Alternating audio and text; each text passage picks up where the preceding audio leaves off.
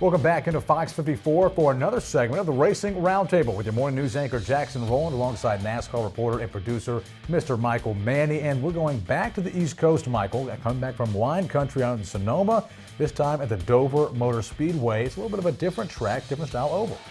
Yeah, Jackson, crisscrossing the country again. Wine country, California, road course.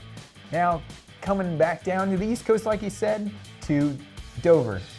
What they call the Monster Mile. And for a reason. Yeah, the Monster Mile lives up to its name. It's a technical, tricky oval, 1 mile concrete surface. One of the older concrete surfaces, really one of the older racing surfaces right now on the Cup Series schedule. And pit strategy, we talk about pit strategy, it plays a factor in any race. If you want to have a good finish, you want to be successful, you have to execute on pit road. That's a given any week, any race, any season. Right. But Dover race last year, Cup race last year, only had 5 cautions. That's the least amount of cautions in the last 5 races at Dover. So it wouldn't surprise me at all if there's some long green flag runs throughout this race to end the race. Green flag pit stops are very likely going to play a factor near the end, unless that trend changes from last year. So you're going to have to, if drivers want to have a good finish, you're going to have to execute on pit road. Yeah, it's going to take the whole team to make it happen here in Dover. And of course, we're also nearing the end of the in-season challenge. And my heart was broken. My guy, Chase Elliott, got upset. And now it looks a little bit different in the bracket. Yeah, Chase Elliott, he did get upset.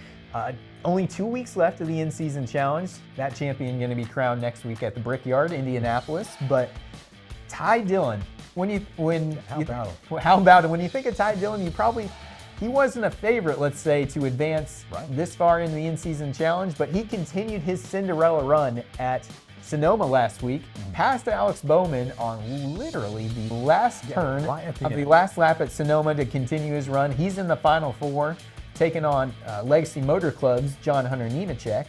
On the other side of that bracket, it's an all-Toyota other matchup from the Final Four. Yeah. It's Joe Gibbs Racing's Ty Gibbs. It's Tyler Reddick over at 2311 Racing.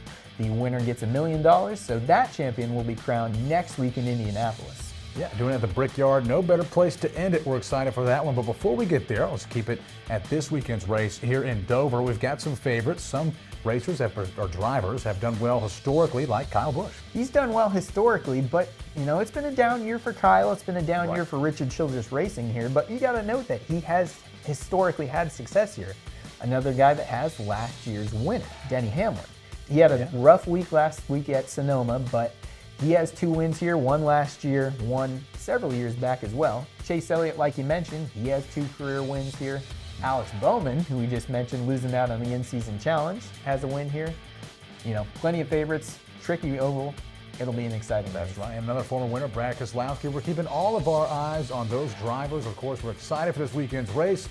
But we'll catch you next week for another episode of the Racing Roundtable with Jackson Rowland. And I'm Michael Manny. Tune in next week for the Brickyard. We'll have it all for you. We'll see you then.